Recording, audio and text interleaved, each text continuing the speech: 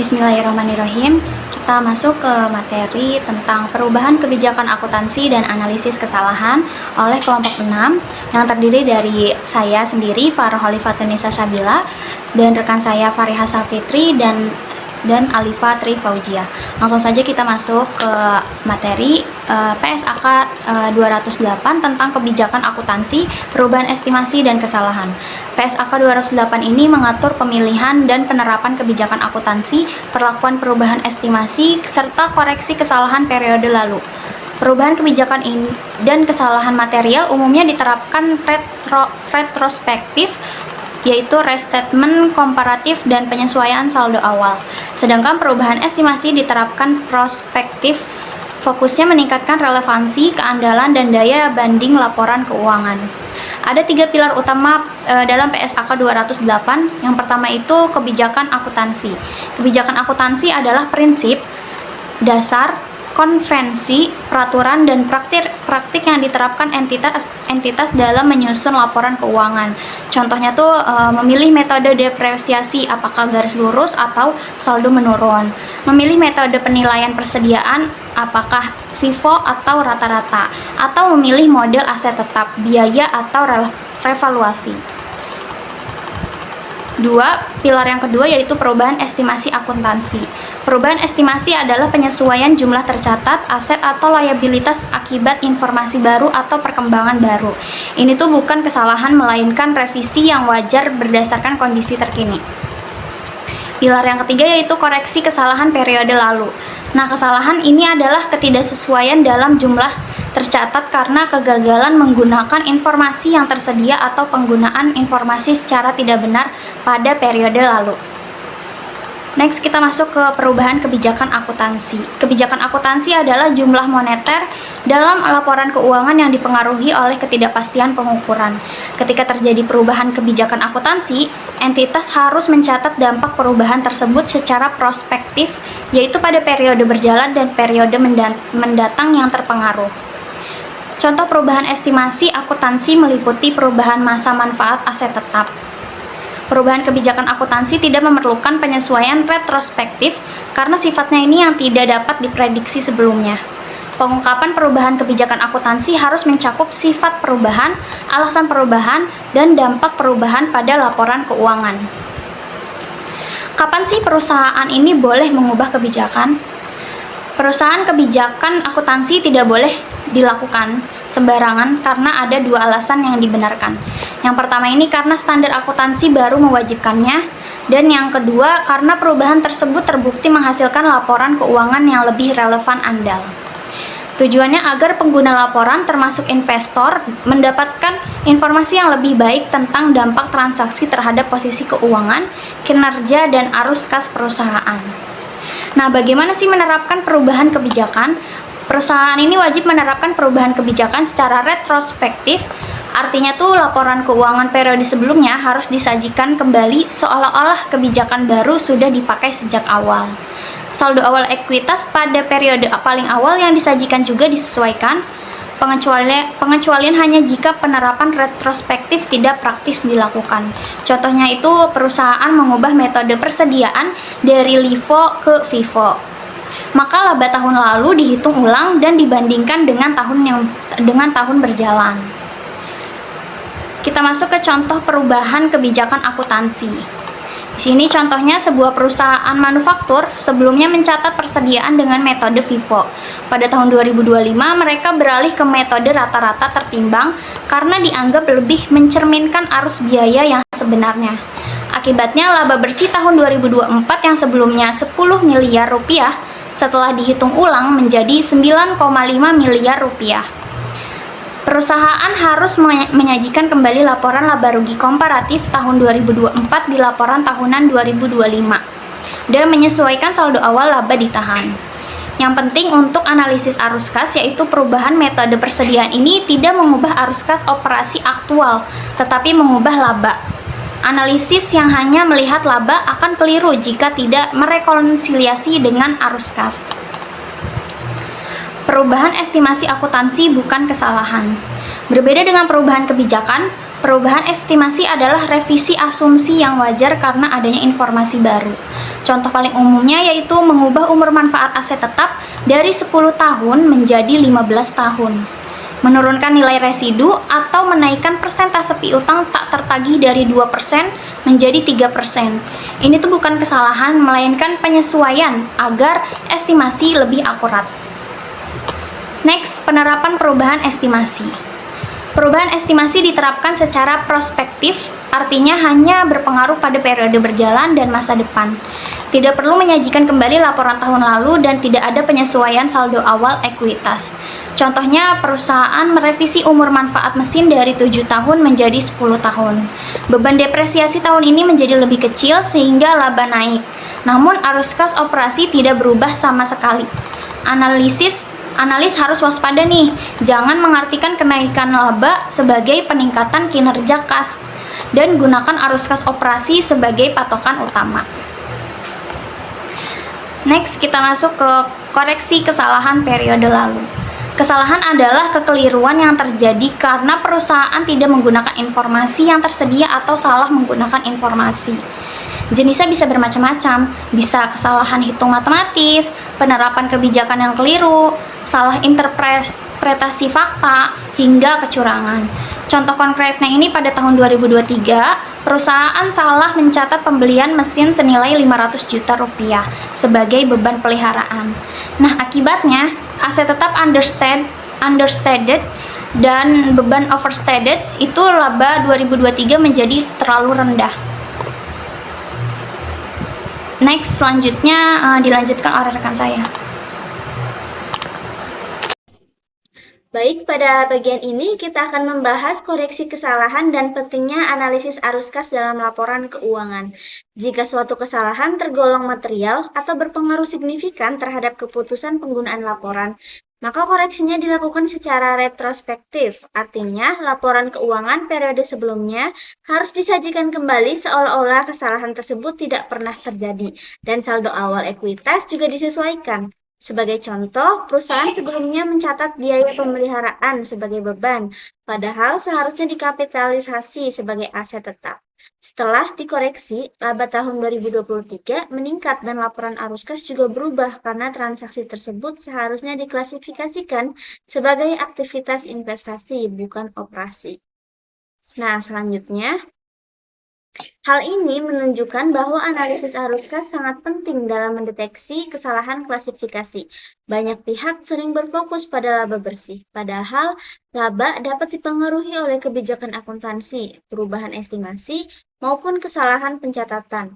Sebaliknya, arus kas operasi lebih mencerminkan kondisi nyata karena menunjukkan kas yang benar-benar masuk dan keluar. Oleh karena itu, analisis perlu membandingkan laba dengan arus kas operasi. Jika laba tinggi tetapi arus kas operasi rendah atau bahkan negatif secara terus-menerus, hal tersebut dapat menjadi sinyal adanya masalah seperti pengakuan pendapatan yang terlalu agresif atau kesulitan dalam penagihan piutang. Nah, selanjutnya, berdasarkan PSAK 2, arus kas dibagi menjadi 3 aktivitas, yaitu operasi, investasi, dan pendanaan.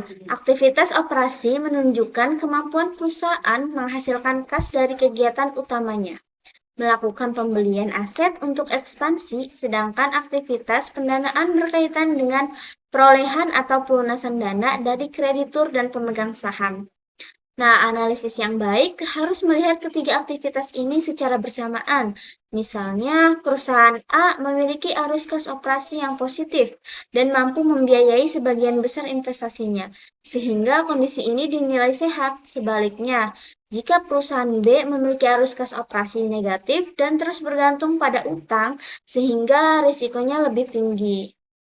Nah, selain itu, terdapat beberapa rasio berbasis arus kas yang dapat digunakan untuk menilai kesehatan keuangan perusahaan. Current cash debt coverage mengukur kemampuan kas operasi dalam membayar utang lancar.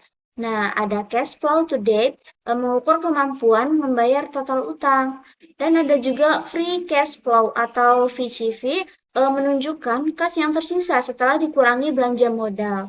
Sebagai contoh, jika arus kas operasi sebesar 50 miliar rupiah dan belanja modal 30 miliar rupiah, maka free cash flow sebesar 20 miliar rupiah. Kas tersebut dapat digunakan untuk membayar dividen, melakukan investasi tambahan, atau menjadi cadangan perusahaan. Sebaliknya, jika free cash flow yang negatif secara terus-menerus dapat menjadi tanda bahwa perusahaan harus bergantung pada pendanaan dari luar. Nah, materi selanjutnya akan dijelaskan oleh rekan saya. Teman-teman, pertanyaan klasik dalam akuntansi adalah apakah perubahan kebijakan akuntansi mengubah arus kas perusahaan? Jawaban singkatnya itu tidak. Total arus kas historis tidak berubah. Uang yang keluar masuk secara real tetap sama. Tapi ada yang menarik. Cara penyajian arus kas dalam laporan keuangan metode tidak langsung bisa berubah. Loh kok bisa? Begini penjelasannya. Kalau kalian ingat, dalam metode tidak langsung kita mulai dari laba bersih, lalu kita sesuaikan dengan pos-pos non-kas, contohnya depresiasi. Misalnya, sebuah perusahaan mengubah metode depresiasi dari garis lurus ke saldo menurun. Akibatnya, beban depresiasi tahun pertama jadi lebih besar. Laba bersih jadi turun. Tapi dalam laporan arus kas, metode tidak langsung, laba bersih yang lebih kecil tersebut ditambah kembali dengan depresiasi yang lebih besar. Hasilnya, arus kas operasi akhirnya sama persis dengan sebelum perubahan kebijakan. Artinya, secara substansi, kas operasi nggak berubah. Untuk contoh konkretnya, di mana perusahaan X tahun lalu pakai depresiasi garis lurus, laba bersihnya itu 1 miliar. Depresiasi 200 juta, maka arus kas operasi sama dengan 1,2 miliar. Tahun ini mereka ubah ke saldo menurun. Laba bersih turun menjadi 900 juta, tapi depresiasi naik jadi 300 juta. Maka arus kas operasi tetaplah 1,2 miliar. Sama saja. Nah, masalahnya, analisis yang ceroboh hanya lihat baris laba bersih, lalu langsung menyimpulkan kinerja perusahaan memburuk. Padahal kalau dia lihat arus kas operasi tidak ada perubahan. Jadi, jangan pernah percaya laba tanpa mengecek arus kas operasi. Itu prinsip pertama. Hal ini juga ditegaskan dalam penelitian jurnal Solstek 2023 yang menyebutkan bahwa perubahan kebijakan akuntansi yang diterapkan secara retrospektif tidak mengubah total arus kas masa lalu, tetapi bisa mengubah komponen penyesuaian di laporan arus kas. Jadi, fokuslah pada free cash flow. Sekarang kita masuk ke contoh nyata bagaimana kesalahan klasifikasi arus kas bisa menyesatkan. Ini saya ambil dari modul latihan tapi sangat relevan di mana PT XYZ pada tahun 2022 melaporkan bahwa arus kas operasinya itu sebesar 200 miliar dan arus kas investasinya itu negatif 50 miliar, yang artinya beli aset. Tampak sehat kan, operasi positif, investasi negatif sedikit. Tapi setelah audit ditemukan kesalahan material di mana pembelian mesin senilai 40 miliar salah dicatat sebagai beban operasional. Seharusnya pembelian mesin itu adalah aktivitas investasi, bukan operasi. Setelah dikoreksi, laporan arus kas tahun 2022 menjadi arus kas operasi turun menjadi 160 miliar dikarenakan 40 miliar dikeluarkan dari operasi. Dan arus kas investasi menjadi negatif 90 miliar dikarenakan pembelian mesin dimasukkan ke investasi. Jadi dampaknya itu besar. Coba kita hitung dari rasio current cash debt coverage sebelum koreksi, di mana rasio sama dengan 200 miliar dibagi rata-rata utang lancar. Misalnya utang lancar 400 miliar, rasionya 0,5, artinya 50% utang lancar bisa dibayar dari kas operasi. Setelah koreksi, arus kas operasi menjadi 160 miliar. Rasionya turun jadi 0,4. Masih cukup, tapi lebih rendah. Investor yang hanya membaca laporan sebelum koreksi akan mengira perusahaan lebih liquid daripada kenyataannya. Jadi, pelajaran pentingnya yaitu selalu baca catatan atas laporan keuangan atau CALK, terutama bagian statement. Di CALK, perusahaan wajib mengungkapkan jenis kesalahan dan pengaruhnya. Kalau tidak, kalian bisa salah ambil keputusan investasi, di mana ini sesuai dengan PSAK 208 paragraf 42-44 tentang pengungkapan koreksi kesalahan material. Dan contoh kasus serupa juga pernah terjadi di beberapa perusahaan terbuka di Indonesia, misalnya PT Widodo Makmur Unggas Tbk, yang mengoreksi kesalahan pencatatan beban.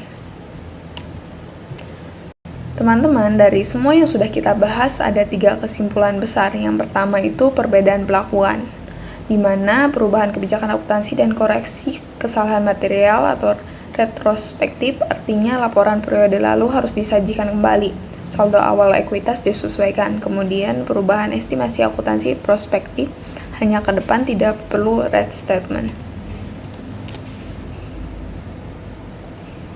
Yang kedua, dalam menganalisis laporan keuangan, fokus utama adalah arus kas operasi. Kenapa? Karena arus kas lebih sulit dimanipulasi. Laba bisa dibesar-besarkan dengan mengubah estimasi umur aset atau metode depresiasi. Tapi arus kas operasi adalah uang yang benar-benar diterima dari pelanggan dikurangi uang yang dibayarkan ke pemasok dan karyawan. Ketiga, selalu bandingkan laba bersih dengan arus kas operasi. Jika laba terus naik, tapi arus kas operasi stagnan atau turun, itu tandanya bahaya.